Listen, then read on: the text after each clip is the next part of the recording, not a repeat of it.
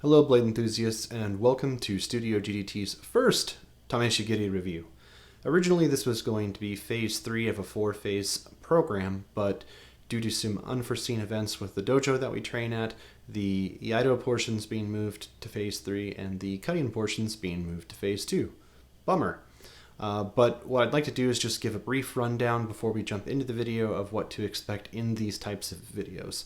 We're going to start off cutting pool noodles because they're a great test of your entry angle on that, but eventually we'll move to tatami. I didn't want to wait to get them in and go through the process and the soaking and all that, and really wanted to just start getting some content out in a different category and kind of extend these reviews along. One of the things that I'm going to try and do with these is maybe bring some different aspects to cutting reviews, some new thoughts, some new tools to look at, and as the library of these build, there will be some information to compare it to and kind of help you contrast different sword makes, different sword profiles, different steels, and how they interact with various targets. So hopefully you like it, hopefully you like the format, and hopefully you want to see more. So with that, we'll roll into a new disclaimer. Firstly, treat all live edge weapons with care and respect. Practice safe swordsmanship and have a first aid kit nearby in case of emergencies. The Tameshigiri videos are not to demo my skill level. In fact, they will most likely show how much training I still need. There will be no edits or best footage, just raw video, mistakes and all, as this will provide important data about the swords and their performance. Every user will experience different results, but over time and multiple videos, you should start to see patterns emerge that may help you make informed decisions. First, let's review the sword that we're using today. This sword was co-developed with DremSword and myself in order to come up with something that was aesthetically pleasing, durable, and didn't break the bank. And what we came up with is what you're going to see today. It's 1095 through hardened steel, features a full real Samigawa wrap, artificial silk, iron tsuba, iron fuchi, iron kashira, brass seppa, brass habaki. Everything else is pretty standard on it. What isn't standard is the price point, which in some instances, depending on where you're purchasing it from, if you're using a coupon, can be under $200. We're going to move into the cutting aspect of this, where I'm going to go ahead and be quiet. There will be no music, and we're just going to watch and listen. Review after the fact.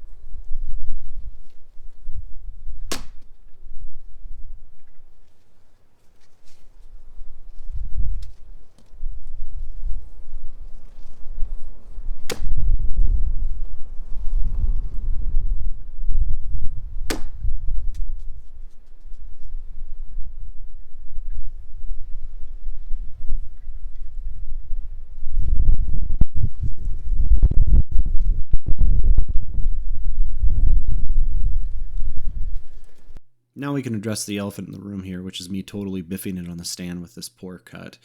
When contact was made, immediately it sent vibrations down through the sword into my wrists here and towards the last shots where you can start to see the deflection. But the through-hardened nature of the sword seemed to initially do its job, and when I pulled the sword back to inspect it, there wasn't any sort of bends or sets in it. I took a look at the stand here, and it bit about halfway through the 3/4 inch, almost nearly an inch dowel, but was there any other damage done to the sword? Let's take a look.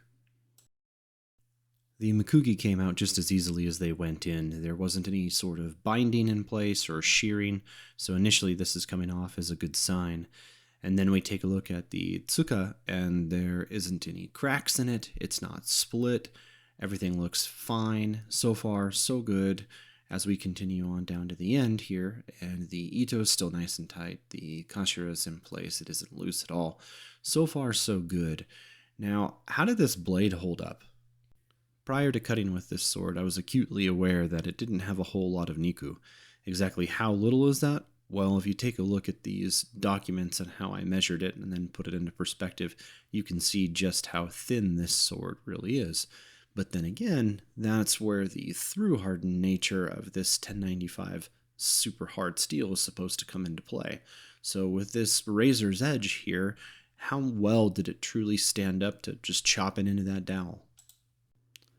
Here we can clearly see the noodle's viscera all over the blade, but what we can't see is any sort of visible damage. If we take a look at this angle here, you'll see that there's not a single deformation to that edge at all. It's not rolled, it's not chipped, it's pristine. And in this angle here, you can see that the lines are still maintained and everything is looking okay. But let's look at something that seemed a little interesting. Because of the unique shape of the Unokubi-Zukuri, the hiraji is really the only thing that creates any drag. Because if you take a look at the shinogi suji, you can see the pool noodle starting to accumulate directly behind that ridge. And then the shinogi-ji thins out on its way to the mune, unlike many other swords. So that really contributes to the speed of this sword passing through the target. But how did it look after moving all that pool noodle material and biting into that dowel? Well, the answer is perfect. The fantastic mirror polish that was there from the beginning is still there and doesn't have any issues on it whatsoever. Here you can again clearly see that there was no damage to the edge, there was no chips to the edge, there was no edge rolling. The sword looks like it was never used.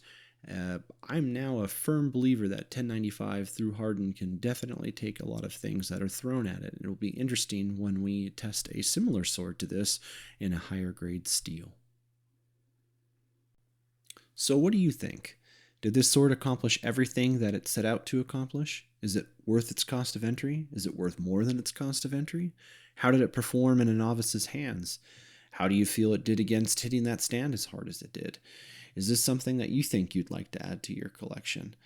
All in all, I think for the price point, which as of right now with the current coupon code that's on the website is about $229, I think this ticks all the boxes for me for an entry-level dojo cutter. Something that is robust and durable but still aesthetically pleasing than some of the standard basic dojo cutters that are out there. I think this is something I can recommend.